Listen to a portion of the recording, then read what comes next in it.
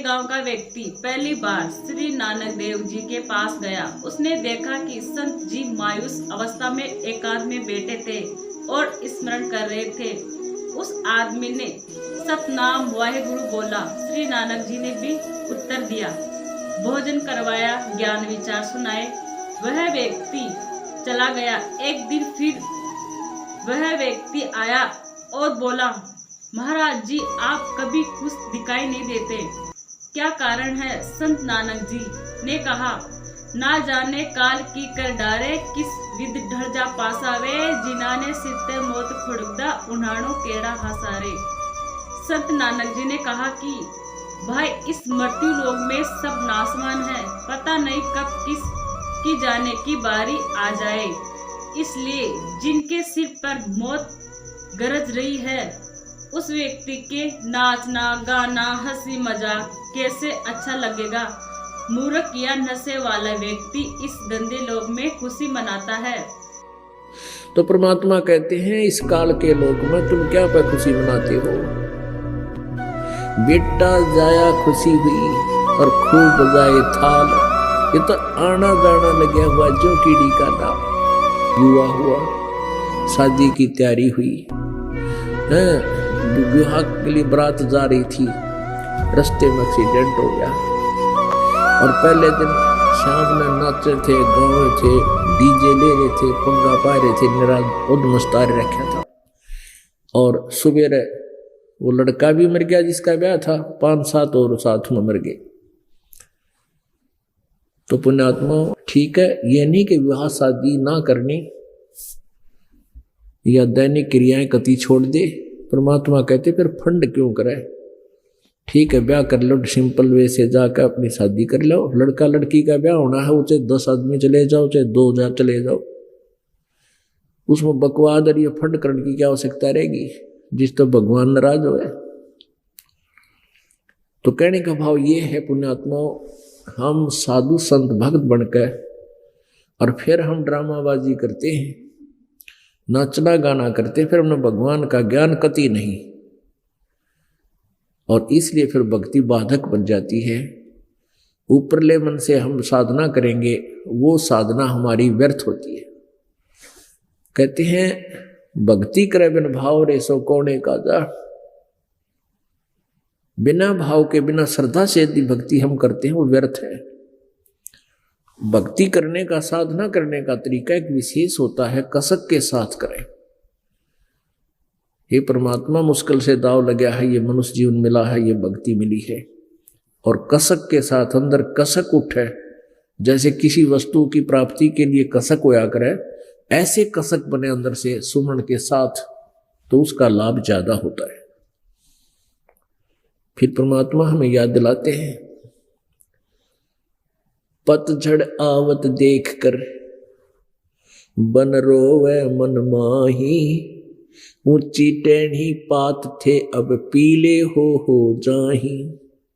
एक उदाहरण देते हैं संसार का, जैसे संसार रूपी वृक्ष है और उसमें से ये पत्ते टूट टूट कर गिर रहे हैं। जैसे एक परिवार समझो, एक परिवार है और परिवार का एक सदस्य मृत्यु को प्राप्त हो रहा है, पता लग गया है कि इसको कैंसर है या कोई और भयंकर असाध्य रोग है, उसको भी पता लग जाता है तेरी मृत्यु होगी। घर वालों को भी चिंता होती है, वो भी दुखी होते हैं, और फिर वो सोचता है कि हे भगवान अब मैं कहाँ जाऊंगा। पूरे परिवार को छोड़कर जब ये चलता है प्राणी, जिसके ऊपर सारा जीवन व्यर्थ कर दिया, वो साथ नहीं जा रहा है, अकेला जा रहा है, तब वो सोचता है, रोता है, भगवान अब ना पता कहाँ जन्म होगा, कौन से पशु पक्षी के शरीर की प्राप्ति होगी। तो क्या बताते हैं, तो अन्य जो वहां आने वाले, उसको मिलने वाले सांत्वना दिया करते हैं, एक ही बात कहते हैं, भाई तो एक दिन सब ने मरना है, सभी ने जाना है यहाँ से, क्यों चिंता करता है, या तो कोई पीछे रहा ना कोई आगे रहेगा। उसको थोड़ा सा दिल डट जाया करे, उसका कि दिल डट जा, यू मर जा आराम से, इतनी सी बात है बस, और समाधान कुछ नहीं उनके पास। उसके लिए परमात्मा ने एक उदाहरण दिया कबीर जी ने कि पात झड़नता यूं कहे, पात झड़नता यूं कहे, सुन भई तरवर राय, अब के बिछुड़े नहीं मिले, ना जाने कहाँ गिरांगे जाए। ये मान लीजिए कि जैसे एक सदस्य घर का बिछुड़ता हुआ कह रहा हो कि भगवान ना मेरा कहाँ जन्म होगा, कित गिरूंगा जाके। तो उसके लिए परमात्मा बताते हैं, तरवर कहता पात से, सुनो पात एक बात, यहाँ की यही रीति है, एक आवे एक जात, एक आवत एक जात। तो यहाँ की एक रिवाज है इस काल के लोक की, जन्म और मृत्यु सदा बनी रहेगी। यहाँ की यह रीति है, यहाँ का यह एक हार्ड एंड फास्ट नियम है, रूल है कि जन्म और मृत्यु बनी रहेगी। एक आता है, दूसरा जा रहा है। इसके समाधान के लिए परमात्मा ने हमें बताया है, साहेब से चतला ले रे मन गर्भ गुमानी। साहेब से चतला, साहेब मन परमात्मा, साहेब से चतला ले रे मन गर्भ गुमानी। नाभि कमल में नीर जमा, तेरा दीन्या मैल बनाए, नैन नाक मुख द्वारा देही नक्सक साज बनाया। दांत नहीं जब दूध दिया था, अमी महारस खाए, बाहर आया भरम बुलाया, बाजे तूर सनाए। तू ही तो छोड़ देगी, अब चला अधम किस राहे। फिर क्या बताते हैं, भाई 12 वर्ष खेलते बीते, फिर लीन्या ब्याह कराए, तरुणी नारी से घर बारी, चाल्या मूल गवाए। रातों सोवे जन्म बिगोवे, धोंदी खेत कमावे, और काले काग गए घर अपने, बैठे श्वेत बुगाए। फिर पीछे तो पशुआ कीजे, दीजे बैल बनाए, 4 पहर जंगल में डोले, तेरा तो ना पेट भराए।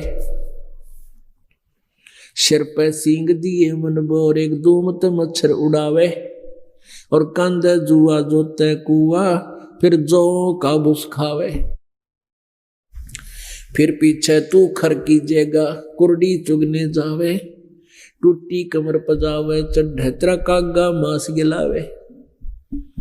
भाई सुखदेव ने 84 भुगती, कहाँ रंग कहाँ राय, ऐसी माया काल बली की, नारद मुनि बरमाए। अब क्या बताया इसके अंदर पुण्यात्मा, बहुत गहराई से सोचना इसमें क्या कहना चाहा परमात्मा ने।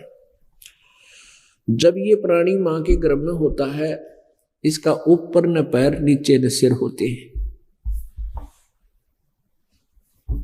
और ये इसको ऐसी पीड़ाएं होती हैं अंदर जैसे कोई मच्छर काट रहे हो, और फिर ये ऐसे मचलता है, ऐसे मचलता है, और मचले अगर वो घूमे नहीं तो मां को पीड़ा होती है। उसकी जान न हो जाए, जब बालक गुम हो जाए, ना बच्चा गुम हो गया, घूम नहीं रहा है, तो मां को ऐसी परेशानियां पैदा हो जाती है। और वो घूमता क्यों है? क्योंकि उसको पीड़ा होती है।